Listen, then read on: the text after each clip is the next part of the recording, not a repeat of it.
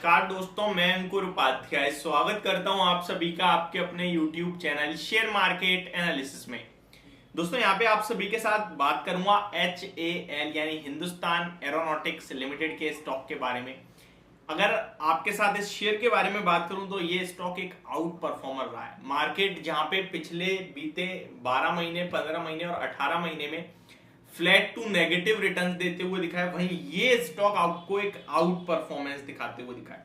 अगर इसका एक साल का चार्ट पैटर्न देखें तो लगभग 80% के रिटर्न्स इसने डिलीवर करे हैं, जबकि ये ऊपर से आपको 2900 के हाई के सामने 2500 पे ट्रेड करता हुआ दिख रहा है। तब आप कहोगे भाई ये तो 4-5% की बात है, लेकिन अगर मैं 4-5% को एक साल की कंपेयर करूं तो ये 102% के रिटर्न्स हैं हाई पे देखूं तो, और करंटली 77, ये 23% का गैप है और इसी को कंपाउंडिंग कहते हैं।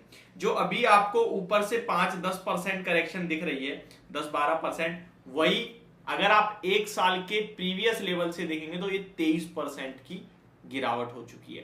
तो कंपाउंडिंग की पावर अब आपको शायद समझ में आई हो। तो यहाँ पे अभी क्या करना चाहिए, सबको पता है स्टॉक गिर क्यों रहा है, क्योंकि आज OFS ओपन हुआ है कहीं ना कहीं इंस्टीट्यूशंस के लिए, और 1.75% इक्विटी का कहीं ना कहीं OFS है जो कि ओपन है इस समय। कल के सेशन में रिटेल कैटेगरी के लिए OFS ओपन होगा और 1.75% की इक्विटी का ही है।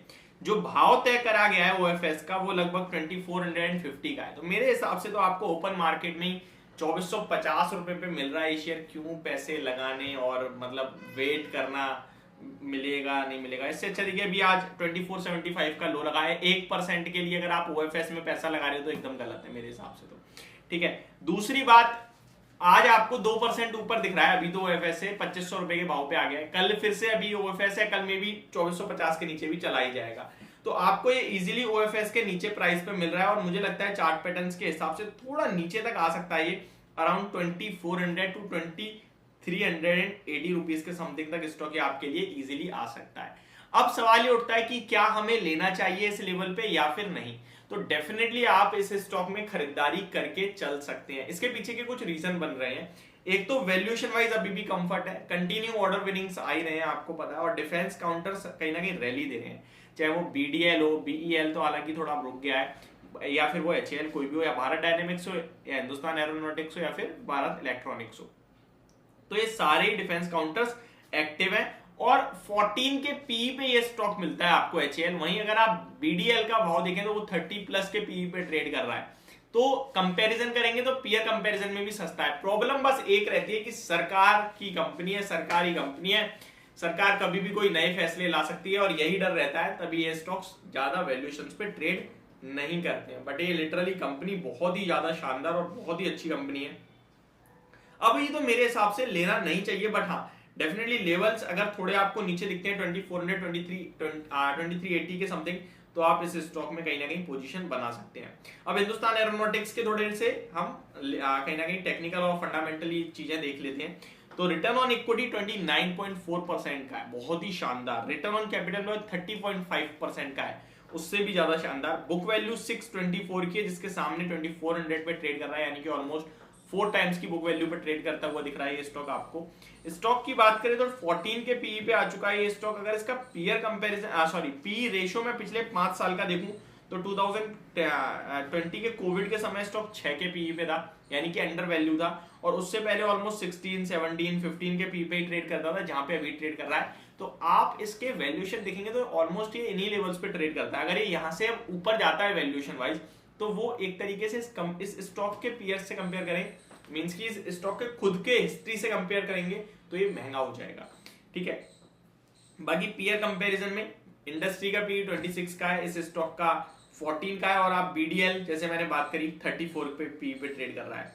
बाकी के स्टॉक्स भी देखेंगे तो वो भी आपके लिए काफी महंगे दिखेंगे इसके मुकाबले, बट ये स्टॉक इसी लेवल्स पे ट्रेड करता है, तो मुझे लगता है महंगा भी नहीं है और सस्ता भी नहीं है। अभी एकदम अच्छे और फिक्स लेवल पे ट्रेड कर रहा है, एग्जैक्ट लेवल पे।